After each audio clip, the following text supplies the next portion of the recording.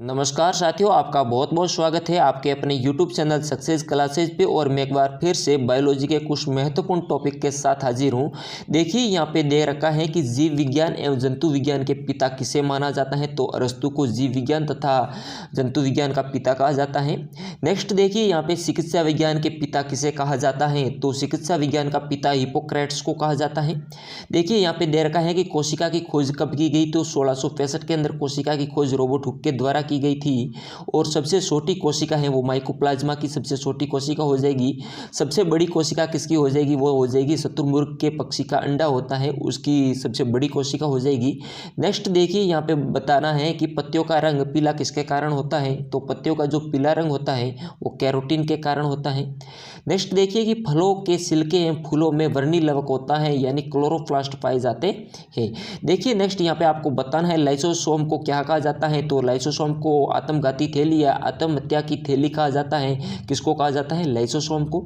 Ribosome है वो RNA तथा प्रोटीन के बने होते हैं। राइबोसोम किसके बने होते हैं, आरएनए तथा प्रोटीन के बने होते हैं। राइबोसोम को प्रोटीन की फैक्ट्री कहा जाता है। राइबोसोम को प्रोटीन की फैक्ट्री भी कहा जाता है। केंद्रक में गुणसूत्र डीएनए तथा प्रोटीन के बने होते हैं।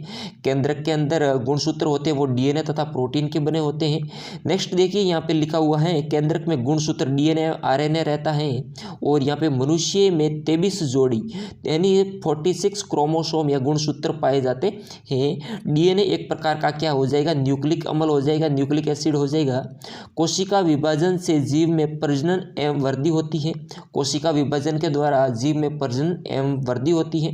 नेक्स्ट देखिए यहाँ पे लिखा हुआ है समसूत्री विभाजन के कारण जीवों में वृद्धि एवं विकास होता है। देखिए जीवों के अंदर वृद्धि एवं विकास किसके कारण होता है, तो समसूत्री विभाजन के द्वारा होता है।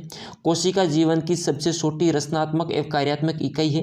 कोशिका क्या है, जीवन की सबसे छोटी रचनात्मक एवं कार्यात्मक इकाई मानी जाती है।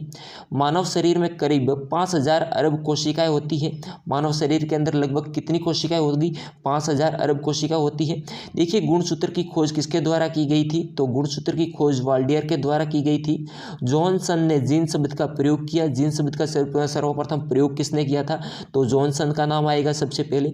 देखिए सबसे लंबी कोशिका तंत्रिका है तो वो हो जाएगी न्यूरॉन है, जो सबसे लंबी तंत्रिका कोशिका हो जाएगी। आरएनए का प्रमुख कार्य क्या रहता है, तो आरएनए का जो प्रमुख कार्य रहता है वो प्रोटीन संश्लेषण में सहायता करता है। देखिए नेक्स्ट यहाँ पे दे रखा है डीएनए से आरएनए बनने की विधि को क्या कहेंगे, डीएनए से आरएनए का निर्माण की विधि को कहेंगे ट्रांसक्रिप्शन कहा जाता है। शैवालों का अध्ययन फाइकोलॉजी कहलाता है। अनावर्त बीजी पौधा वो पौधा होता है जिनके बीज में आवरण या कवच नहीं पाया जाता है, यानी जिसके बीज के ऊपर आवरण या कवच नहीं पाया जाता उसे क्या कहेंगे, अनावर्त बीजी पौधा कहा जाता है। आवर्त बीजी पौधा किसे कहेंगे, यानी वो पौधा जिनके बीज में आवरण पाया जाता है उसे क्या कहेंगे, आवर्त बीजी पौधा कहेंगे। शैवालों में कार्बोहाइड्रेट्स, अकार्बनिक पदार्थ, विटामिन आदि प्रचुर मात्रा में पाए जाते हैं। सबसे छोटा आवर्तबीजी पादप कौन सा हो जाएगा, तो सबसे छोटा आवर्तबीजी पादप लेमना हो जाएगा।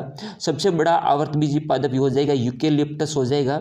सबसे छोटा पुष्प किसका हो जाएगा, वुल्फिया का पुष्प है वो जो सबसे छोटा पुष्प होगा। और सबसे बड़ा पुष्प होगा वो रेवलोसिया का पुष्प है वो जो सबसे बड़ा पुष्प।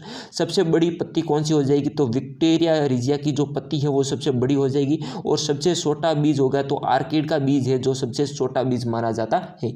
तो साथियों ये थे कुछ महत्वपूर्ण टिप्स। आपको कैसे लगे टिप्स अच्छे लगे हैं तो वीडियो को लाइक कर दीजिए और अपने दोस्तों के साथ जरूर से शेयर करें। चैनल पे पहली बार हैं तो चैनल को जरूर से सब्सक्राइब करके जाए। मिलते हैं नेक्स्ट टॉपिक के साथ, तब तक के लिए जय हिंद जय भारत।